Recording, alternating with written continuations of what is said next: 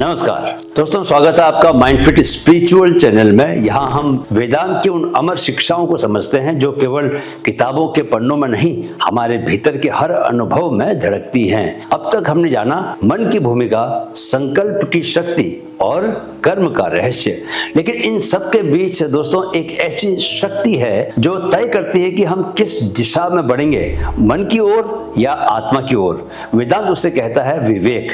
विवेक कोई किताब से मिलने वाला ज्ञान नहीं, बल्कि भीतर जागने वाली वह प्रकाश रेखा है जो अंधकार में भी सही मार्ग दिखाती है। अगर मन एक घोड़ा है जो इच्छाओं की दिशा में दौड़ता रहता है, तो विवेक एक सारथी है जो लगाम संभाले रखता है और कहता है रुको, यह रास्ता सही है या ये रास्ता सही नहीं है। और जब यह सारथी यानी विवेक सो जाता है दोस्तों, तो मन का रथ उलझनों, पछतावे और अंधकार में घिर जाता है। चलिए तो सबसे पहले जानते हैं कि विवेक क्या है। विवेक शब्द बना है दोस्तों वि मतलब अलग करना और व्यक्त मतलब पहचानना, इन दोनों को मिलाकर।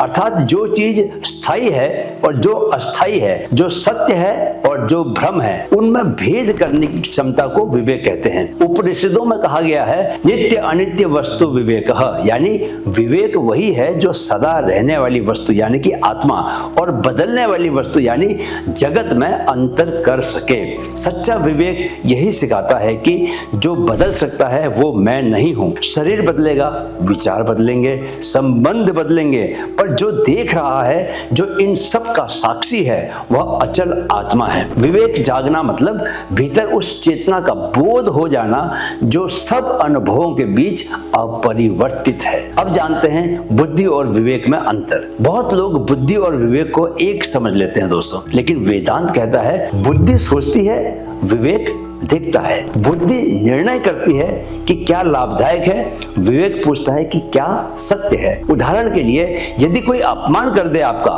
तो बुद्धि कहेगी उत्तर दो ताकि तुम कमजोर न दिखो, पर विवेक कहेगा क्या इससे शांति बढ़ेगी या इससे मेरा अहंकार और तुष्ट होगा। बुद्धि बाहर देखती है, विवेक भीतर सुनता है। बुद्धि तर्क और अनुभव का योग है, पर विवेक साक्षात्कार का परिणाम है। जब बुद्धि अहंकार के साथ मिल जाए तो वह ज्ञान को भी हथियार बना देती है, पर जब बुद्धि विवेक के अधीन हो तो वही ज्ञान प्रकाश बन जाता है। चलिए जरा एक दृष्टांत से समझते हैं, समुद्र और लहर का दृष्टांत। समुद्र और लहर का उदाहरण दोस्तों वेदांत में बार बार आता है। लहर को लगता है कि वो स्वतंत्र है, वो उठती है, गिरती है, टूटती है और मिट जाती है, पर क्या कभी समुद्र टूटा? वो तो हमेशा स्थिर है, हमेशा असीम है, सबको धारण किए हुए है। लहर का उतार चढ़ाव जीवन के सुख दुख हैं। कभी नाम मिलता है, कभी अपमान मिलता है, कभी स्वास्थ्य मिलता है, कभी बीमारी मिलती है, पर विवेक हमें यह देखने की शक्ति देता है कि मैं लहर नहीं हूँ, मैं वह समुद्र हूँ जिससे यह सब उठता और मिटता है। जिस दिन यह अनुभव दोस्तों भीतर उतर जाता है, उसी दिन जीवन में स्थिरता और करुणा उतर आती है। विवेक हमें अलग नहीं करता, बल्कि यह दिखाता है कि हम सब एक ही महासागर के अंश हैं। तो अब सवाल यह उठता है कि हम विवेक को जागृत कैसे करें। वेदांत कहता है विवेक अचानक नहीं उतरता, वह साधना से विकसित होता है। जिस तरह भोर से पहले आकाश में हल्का सा उजाला फैलता है, वैसे ही विवेक धीरे धीरे चेतना में प्रकट होता है। आपको 4 काम करने हैं। सबसे पहला मौन चिंतन, डेली रिफ्लेक्शन। हर रात या सुबह थोड़ा समय शांत बैठें और अपने दिन को देखें। कहां आप सत्य से जुड़े थे, कहां माया में भटके। सवाल पूछिए कि क्या मैं आज वो था जो मैं सच में हूं। यह सवाल ही विवेक का पहला दीपक जलाता है। दूसरा, सत्संग और शास्त्र का अध्ययन। जिस संग में हम रहते हैं दोस्तों, वैसी चेतना हमारे अंदर गूंजने लगती है। गुरु, शास्त्र और साधकों की संगति में बैठना मन को शुद्ध करता है और शुद्ध मन ही विवेक का आवरण हटा सकता है। तीसरा, वैराग्य का अभ्यास। वैराग्य दोस्तों त्याग नहीं, बल्कि भ्रम से मुक्ति है। जब आप जान जाते हैं कि कोई वस्तु स्थायी नहीं, तो उससे जुड़ाव ढीला पड़ जाता है।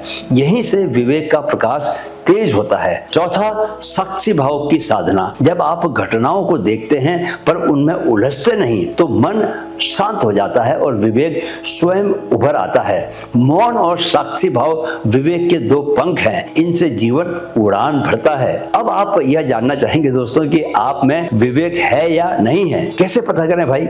चलिए जानते हैं विवेक के लक्षण और फल। वेदांत कहता है जहां विवेक है वहां स्पष्टता है, जहां अविवेक है वहां अंधकार है। चार चीजों पर गौर करें कि वो है या नहीं। सबसे पहला, मन की शांति। विवेक जागने पर आप समझ जाते हैं कि हर घटना क्षणिक है, इसलिए गुस्सा, भय, चिंता अपने आप कम हो जाती है। दूसरा, निर्णयों में साफगोई। आप हर स्थिति को लाभ हानि से नहीं बल्कि सत्य और धर्म से देखने लगते हैं। यही स्पष्ट दृष्टि आत्मा का मार्गदर्शन बनती है। तीसरा, अहंकार का लोप। जब आप देखते हैं कि सब में एक ही चेतना काम कर रही है तो मैं और तू, इसकी दीवार अपने आप से गिर जाती है। अहंकार मिटने पर प्रेम और करुणा स्वतः ही प्रकट हो जाते हैं। चौथा, आंतरिक आजादी। विवेक से जीवन बंधन नहीं स्वतंत्र बन जाता है। आप बाहर से कुछ भी कर रहे हो दोस्तों, भीतर एक अद्भुत शांति महसूस करते हैं आप। दोस्तों वेदांत कहता है विवेकः प्रथमम पदम मोक्षस्य। विवेक मोक्ष की पहली सीढ़ी है। जब विवेक जागता है तो आप बाहर की दुनिया को बदले बिना भी भीतर से मुक्त हो जाते हैं। आप जानते हैं कि हर घटना आती है, हर घटना जाती है, पर जो देख रहा है, जो साक्षी है, जो अचल है, वही अनंत भी है। विवेक को जगाइए क्योंकि यह सिर्फ ज्ञान नहीं, जीवन की दिशा है। और जब विवेक जागता है तो संसार वही रहता है पर आपकी दृष्टि ब्रह्म दृष्टि बन जाती है। वीडियो देखने के लिए बहुत बहुत आभार दोस्तों। अगर अच्छा लगा आपको तो इसे लाइक और शेयर कीजिए, चैनल को सब्सक्राइब कर लीजिए और मेरे साथ कहिए मन में है तो मुमकिन है। जय श्री कृष्ण।